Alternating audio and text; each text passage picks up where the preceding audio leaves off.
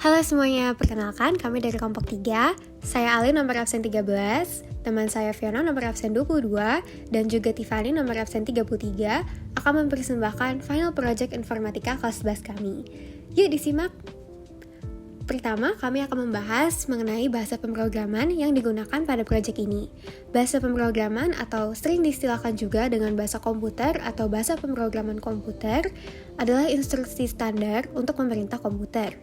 Pada proyek ini, kami menggunakan bahasa pemrograman Python, di mana Python sendiri adalah bahasa pemrograman populer yang telah dibuat oleh Guido van Rossum dan diperkenalkan sejak tahun 1991.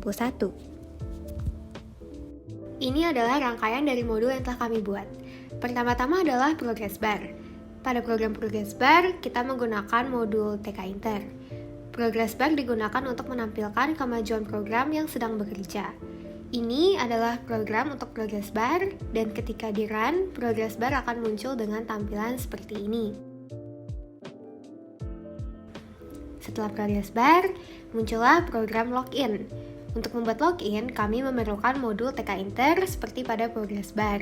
TK Inter sendiri adalah modul GUI yang sudah built-in Python, artinya kita tidak perlu menginstal TK Inter lagi karena sudah menjadi satu kesatuan dengan bahasa pemrograman Python.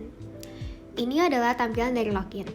Pada login, kami dapat memasukkan username dan password pengguna untuk mengakses dashboard. Username-nya adalah Stema dengan passwordnya 123456778. Kami dapat mengklik tombol See Keywords untuk menampilkan password. Kemudian setelah menginput username dan passwordnya, kami dapat mengklik tombol login untuk mengakses dashboard atau tombol cancel untuk mengcancel atau membatalkan program. Program selanjutnya adalah dashboard. Dalam membuat program dashboard, kita menggunakan modul TK Inter. Dashboard memiliki beberapa komponen di dalamnya. Terdapat stopwatch, kalkulator, media player, video player, CRUD, dan close button. Dengan mengklik button tersebut, nantinya akan mengarahkan ke masing-masing komponen yang ingin dituju.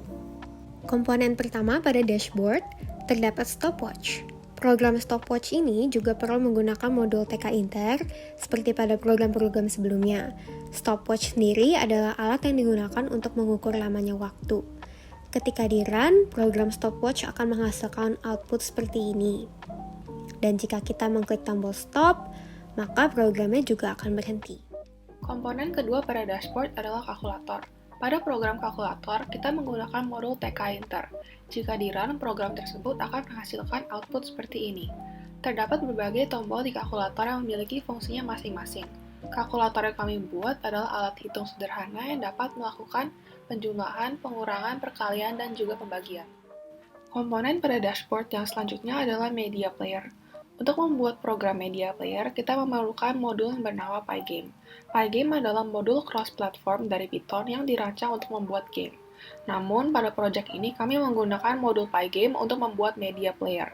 Kita juga memerlukan modul TK Inter untuk membuat program ini. Jika di-run, program media player akan menghasilkan output seperti ini. Media player dapat digunakan untuk memutar lagu. Setelah mengklik tombol open, pilihlah lagu yang ingin diputar. Setelah lagu terdaftar pada queue, kita dapat memencet tombol play dan mengatur volumenya.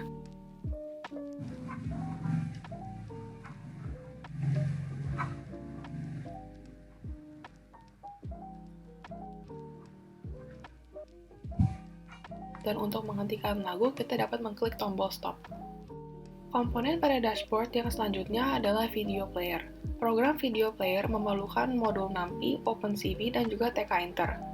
Berasal dari kata numerical Python, NumPy merupakan salah satu library pada Python yang berfungsi untuk melakukan proses komputasi numerik. Sedangkan OpenCV adalah sebuah library atau perpustakaan yang digunakan untuk mengelola gambar dan video, sehingga kita mampu mengekstrak informasi di dalamnya. Jika di-run, program video player akan menghasilkan output seperti ini. Pertama-tama, kami harus memilih video yang akan ditampilkan dengan mengklik tombol open. Setelah itu, kami dapat menekan tombol play untuk memutar video yang telah kami pilih. Jika kami ingin menghentikan videonya, kami dapat mengklik tombol stop. Komponen keempat pada dashboard adalah CRUD. CRUD adalah singkatan dari Create, Read, Update, dan Delete. Fungsi CRUD yang pertama adalah Create. Fungsi ini memungkinkanmu untuk membuat record baru dalam database. Fungsi kedua dalam CRUD adalah read yang memungkinkan kamu untuk mencari dan mengambil data tertentu dalam tabel dan membaca nilainya. Fungsi update dalam CRUD digunakan untuk memodifikasi record yang telah tersimpan di dalam database. Ketika ada record yang tidak dibutuhkan lagi dalam database, fungsi CRUD yang digunakan adalah fungsi delete. Ini adalah tampilan dari program CRUD. Dalam membuat program CRUD, kita memerlukan modul bernama PyMySQL. PyMySQL digunakan untuk menghubungkan Python dengan server database MySQL. Kita dapat menginput data berupa kode petugas, nama, tanggal lahir, alamat, dan juga nomor handphone pada program CRUD.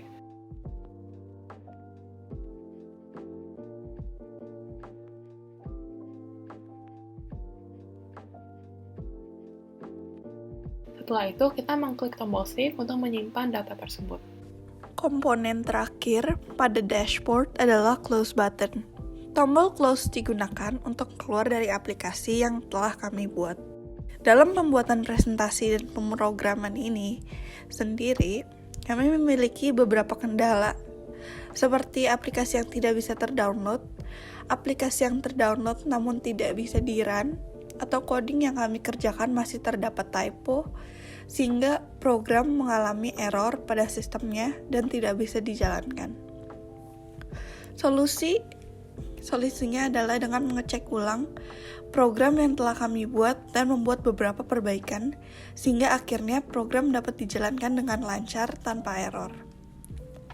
Kendala yang kedua adalah beberapa program coding yang tidak bisa ditampilkan hasilnya karena kami menggunakan perangkat macOS. Program yang tidak dapat kami tampilkan hasilnya yaitu progress bar, dashboard, dan CRUD. Namun, kami sudah membuat program coding dengan benar sehingga tidak ada error, hanya saja tidak bisa ditampilkan hasilnya pada device milik kami. Solusi yang kami lakukan adalah dengan kami berusaha untuk menghubungi guru yang bersangkutan dan meminta tolong kepada teman untuk menjalankan program yang kami telah buat di perangkat mereka. Sekian dari kami kelompok 3. Terima kasih karena telah menyimak presentasi dari kelompok kami ini. Semoga proyek yang telah kami kerjakan ini telah memenuhi semua kelengkapan yang dibutuhkan untuk dinilai. Sampai jumpa di kesempatan berikutnya.